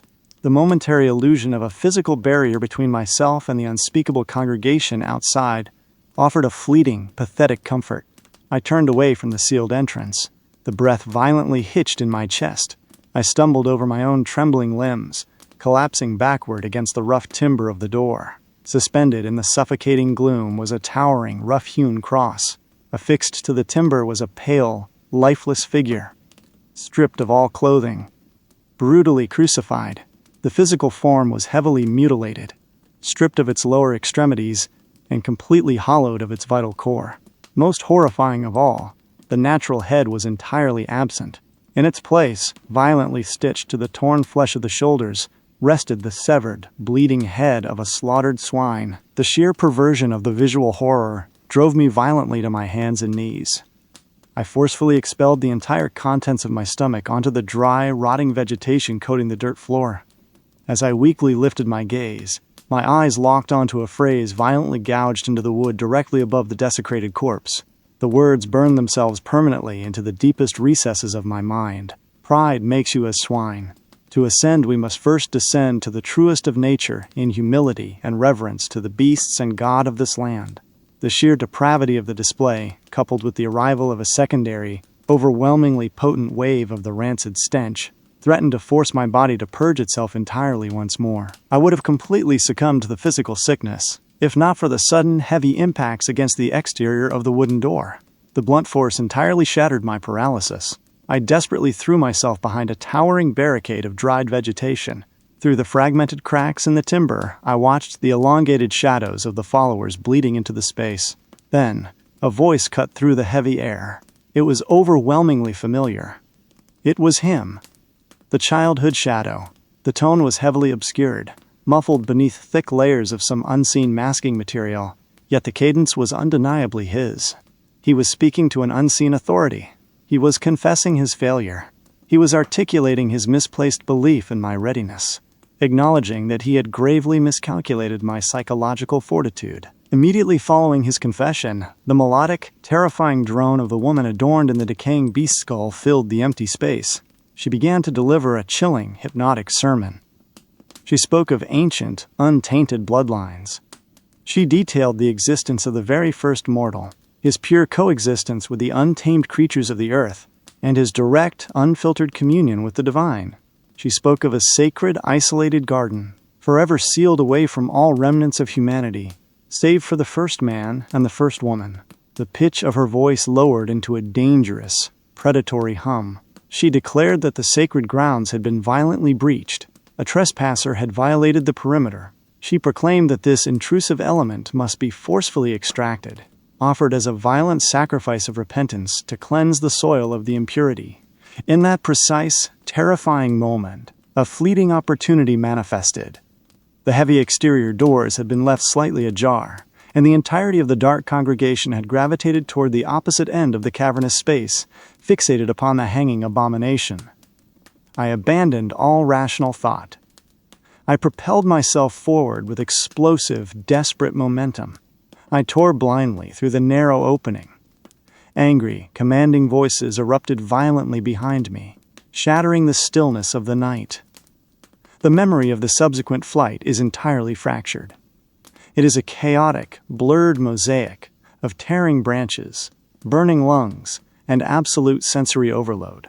The singular, cohesive memory that remains is the sudden, jarring transition of finding myself sitting entirely alone beneath the flickering, sickly illumination of the transit station, entirely mute and hollow until I finally breached the threshold of my own home. I breathed not a single syllable of the nightmare to my guardians. I silently retreated into the isolating confines of my sleeping quarters and allowed the tears to flow silently in the dark. I was utterly paralyzed by indecision. I possessed no knowledge of where to direct this horror, what actions to execute, or whose face I could safely trust. Would I be subjected to severe punitive measures? Would the entire community immediately brand me as psychologically fractured? The emotional chasm between my parents and myself had always been vast and unbridgeable. I harbored an absolute, unshakable certainty that they would not hesitate to permanently exile me to a distant, locked facility. 3 agonizing, silent revolutions around the sun would pass before I finally allowed the suppressed memories to break the surface of my reality. In moments of total honesty, I profoundly regret ever shattering that silence. Perhaps, if I had remained quiet, I could have permanently buried the trauma. Perhaps I could have successfully manipulated my own consciousness into believing it was nothing more than an exceptionally vivid night terror. Perhaps, but the luxury of those possibilities has been permanently eradicated. I will never possess the opportunity to hide within that comforting ignorance ever again. The human mind ultimately demands a resolution. I required closure. I desperately needed to confirm that the architecture of my mind was sound.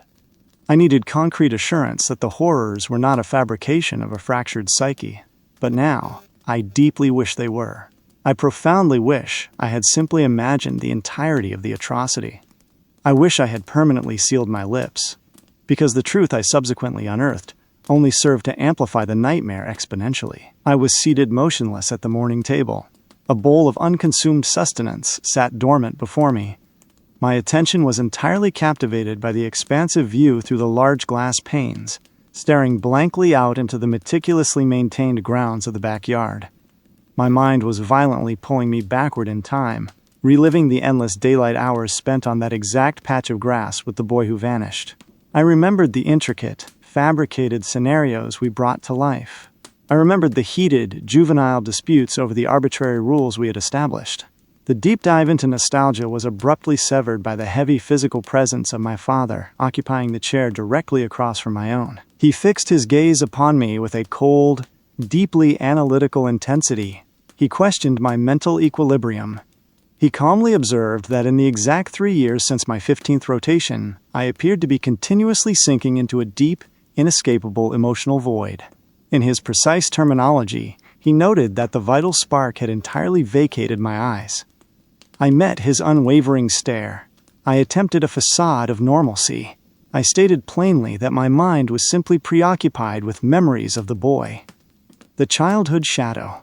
His facial muscles contorted into a mask of absolute, unreadable confusion. He requested clarification on the identity of the individual I named. I pushed harder. I reminded him of the 7 entire years this phantom had practically resided within our walls. The sudden, absolute disappearance. The bizarre correspondence received 3 years prior. He deliberately broke eye contact, turning his vision toward the empty walls. He stated, with chilling, practiced flat affect, that he possessed zero recollection of any individual bearing that name. He abruptly declared an immediate need to travel into the heart of the town. He violently snatched his metallic keys from the surface.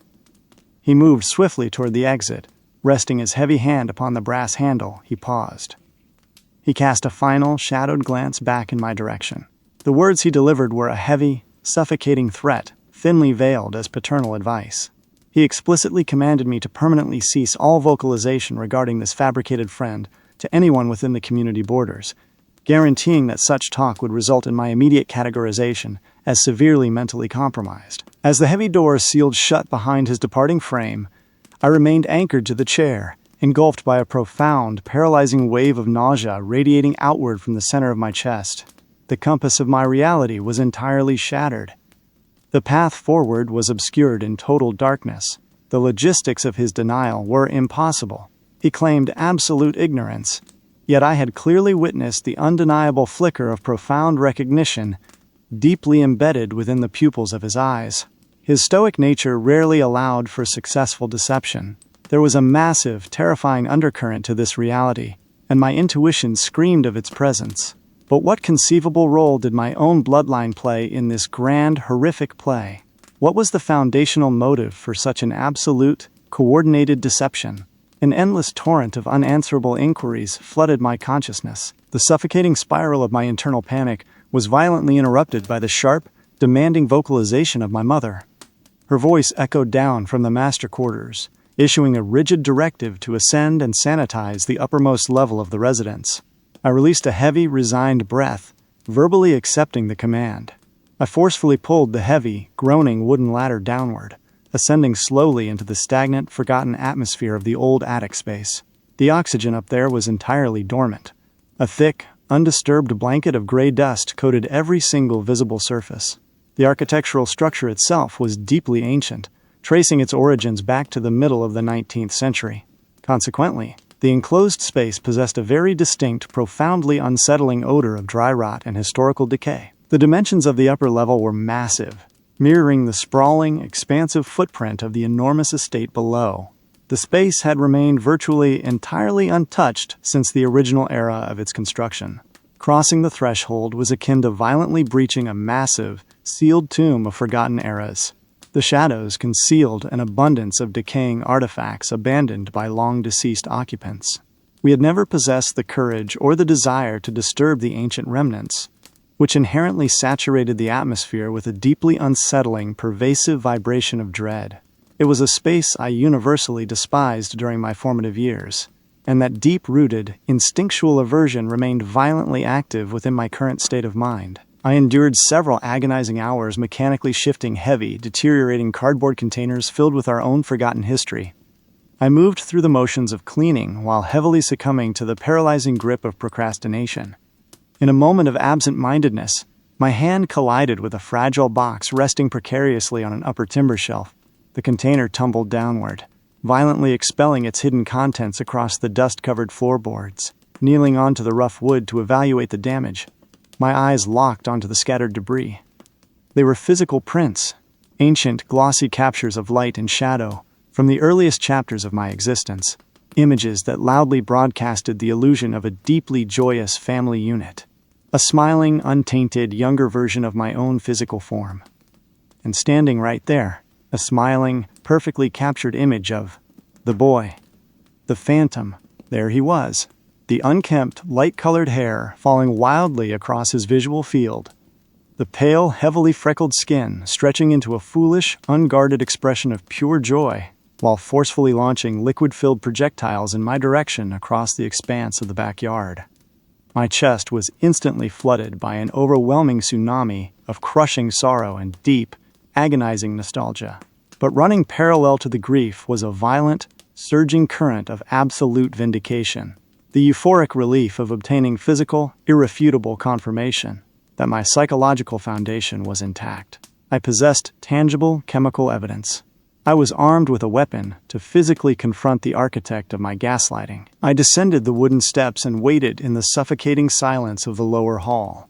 The moment the heavy front door groaned open, signaling his return, I intercepted his path. I forcefully extended the glossy paper directly into his line of sight. I declared the boy's undeniable existence. The tone of my voice was entirely saturated with the intoxicating thrill of total victory. However, that triumphant frequency was violently and instantly extinguished. I watched as the mask of paternal indifference entirely melted away, replaced by an expression of pure, unadulterated feral fury contorting the muscles of his face. He did not speak. He lunged. He violently ripped the fragile paper from my trembling grip with an alarming degree of physical force.